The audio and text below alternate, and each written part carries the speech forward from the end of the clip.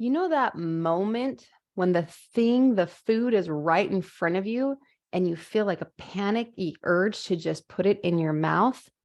I want to teach you today in just a few minutes what you can do in that moment to diffuse that sensation, that feeling, so that you are able to be genuinely in control with food in each of these moments. Okay. Hi, I'm Carrie Nygaard. I am the creator of the Business Brain Management 101, where I teach people 8 basic things about their brain, about their lower brain, to teach them how to get in front of their brain and manage their brain so that their brain's not managing them. Okay. So that you're able to go in the direction you want to go.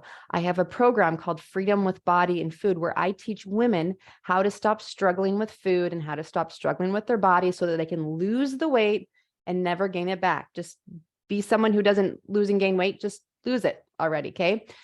Okay. So we're going into the holiday season here. Thanksgiving is next week, and then Christmas and so forth.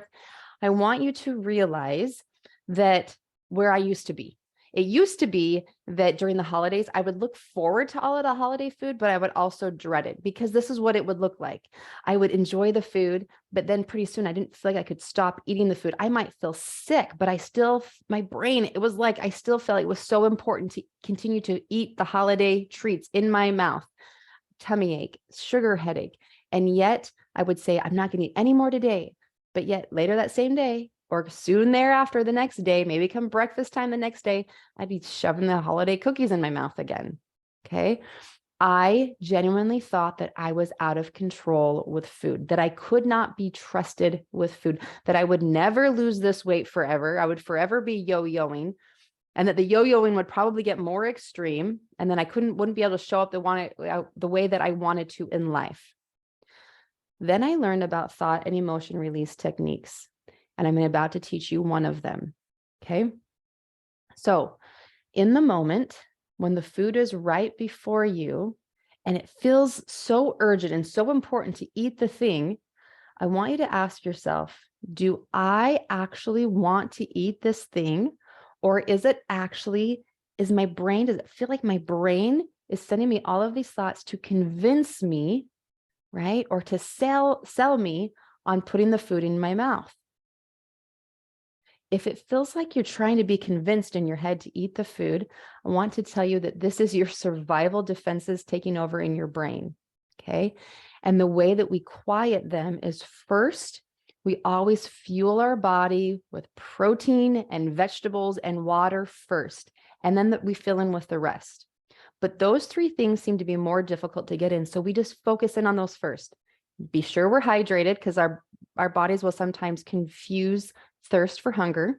Okay. Make sure we're hydrated. Then we make sure we get lots of protein, because that satiates. And then the third thing is make sure we get vegetables in our mouth, because vegetables are highly densely nutritious. So we're meeting the minerals and nutrient needs of our body. Okay. Everything else is a lot easier to fit in, but get those 3 things in first. That alone will quiet the physiological drive coming from your lower brain to eat food. Okay. Remember, we have a higher brain. This is where we consciously choose and make decisions. And then we have a lower brain. And this is the parts of our brain that are survival obsessed.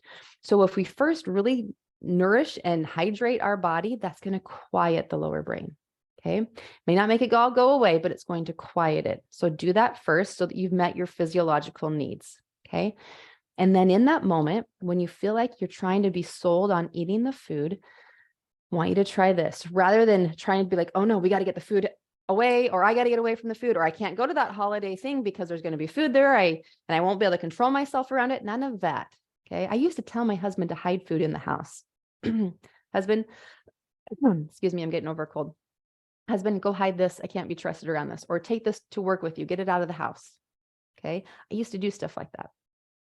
Sometimes he'd hide it. And then after he'd left, at some point in the day, if I started to feel anxious or different emotions or bored, I would go searching for the food, right? Kind of silly, but those were the kinds of things that I did because I thought I was out of control. I didn't realize that it was my lower brain programming that fell out of control.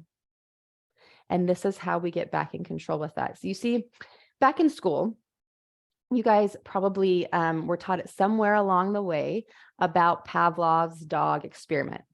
And for those of you who don't remember, here's a refresher. They would ring a bell and then they would feed the dogs. And they would ring the bell and then they would feed the dogs. And they did this over and over until they would ring the bell. And then before they'd even bring the food, the dogs would be salivating. They'd be positioning themselves. They'd be anticipating food because they associated the ringing of the bell with being fed.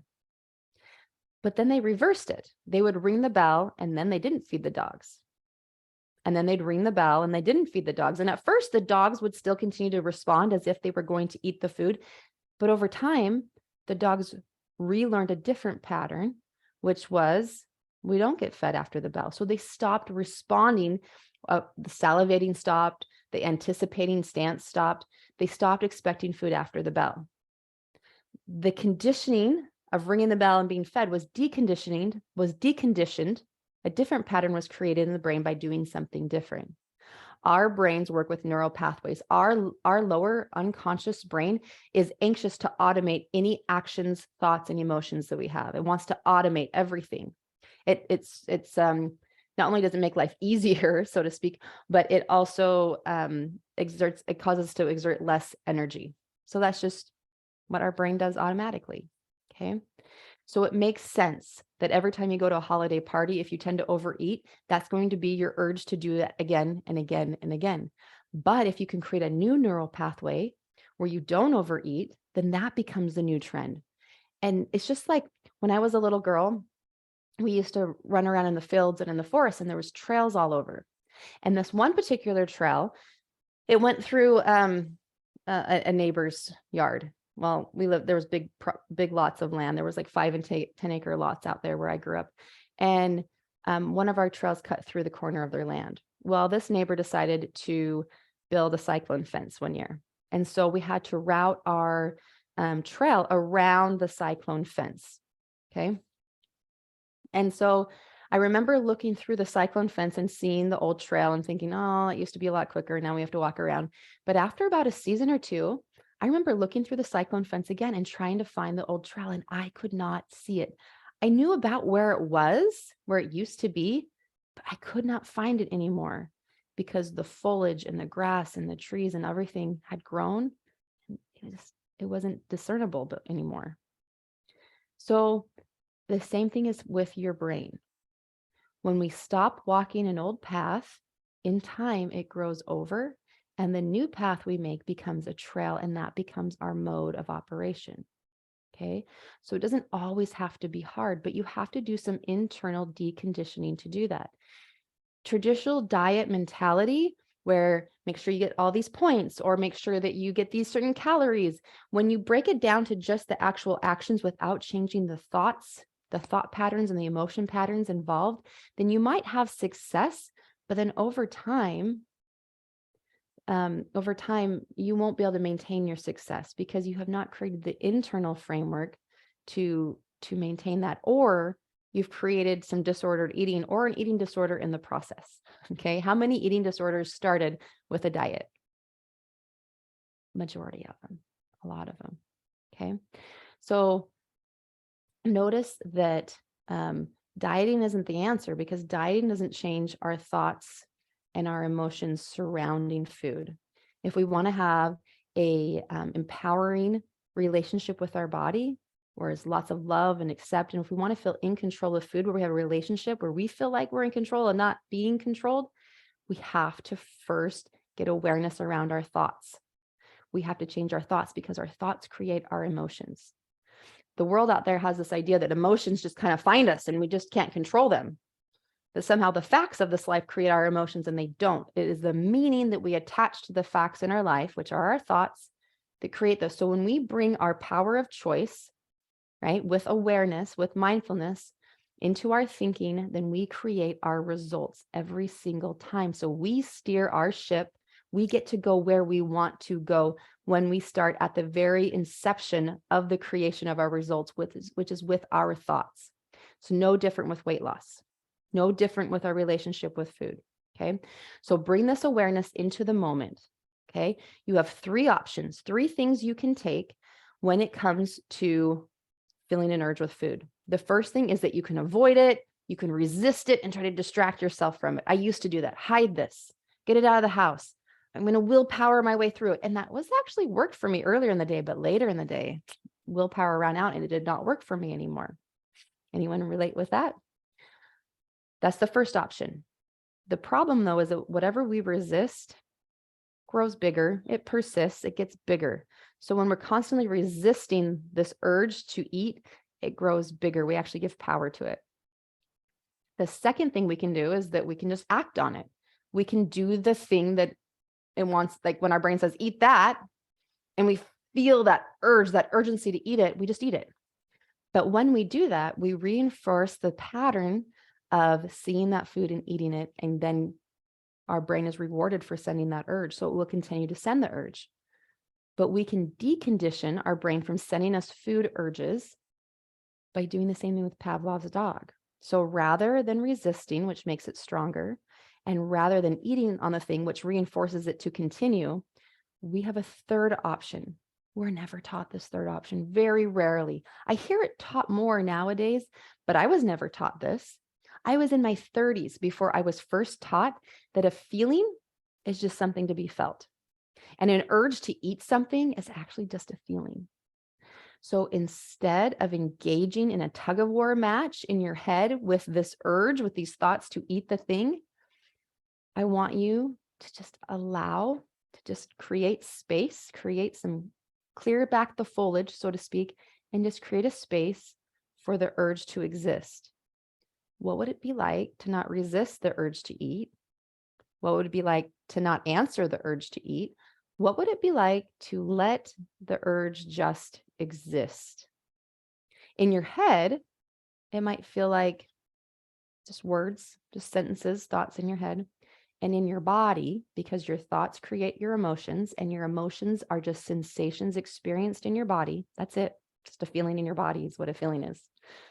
That's it. Did you know that? A feeling is just a sensation in your body. You're going to have lots of thoughts about it. You're used to having spinning thoughts about different emotions. But when you really break it down, to be human and to experience an emotion is just to have a physical sensation somewhere from here down. That's it. Everything else is just our thoughts in our head about it. So I want you just to allow the urge to eat something to exist. And your brain's going to say, no, then it will overtake us. Then it will be too strong for us. Then it will just be so difficult. Wrong.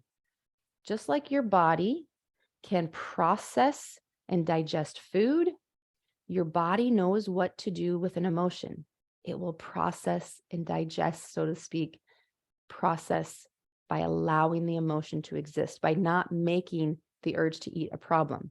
It makes sense that my brain would want to eat that food because when I eat that food, my brain gets a reward by a dopamine response being released in my brain, a feel-good hormone being released, right? There's a reward that's involved in eating. And so, of course, our brain wants that. It thinks if I keep eating this, I'll keep getting this dopamine hit. And that's really important for living. And so round and round it goes. That's the pattern that exists. But we can decondition this, not by resisting, not by just eating the thing, because then we reinforce the pattern. And I'm not talking about true hunger. If you're truly hungry, eat, right? If you feel the hollow feeling in your stomach and you feel the drop in energy, if you feel the lack of nutrition, headache, eat. That means you're hungry. But I'm talking about just an urge to eat, not coming from hunger. Then I want you just to allow it to exist, allow the bell to be rung without the food being presented. And then over time, the bell stops getting rung. Your body stops responding to the bell being rung even.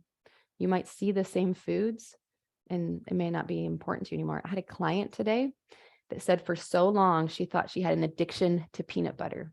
And that she used to, in her Weight Watchers days, she would save up her points till the end of the day so that she could then have a tablespoon or two of protein. And it was like this special treat that she got to have. And that she just loved peanut butter. She couldn't give it up, right? It was her special thing. Well, when she started to employ the skills that I'm teaching you here and some others, she said, okay, do I want peanut butter? And this happened recently. This happened like yesterday. She said, okay, yeah, I do want peanut butter. I'm going to have some peanut butter. And she went to take it. And she goes, I don't even want it. I don't even actually like the taste of this. It actually wasn't the actual sensation of the peanut butter that she enjoyed. It was her thoughts around the peanut butter, her thoughts of it being a reward, the thoughts of and the anticipation for a treat is what caused the peanut butter to be desirable to her.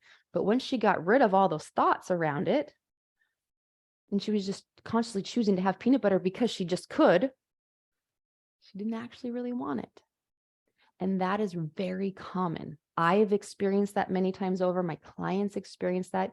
And these foods that tend to have such a draw and a pull for them lose their shine, lose their lure, lose their power, because you learned how to sit in your power and how to have full awareness of what's going on in your relationship with that food. And then with another food, and then with another food, until the foods that you interact with on a daily basis lose their pull. And that is how that works.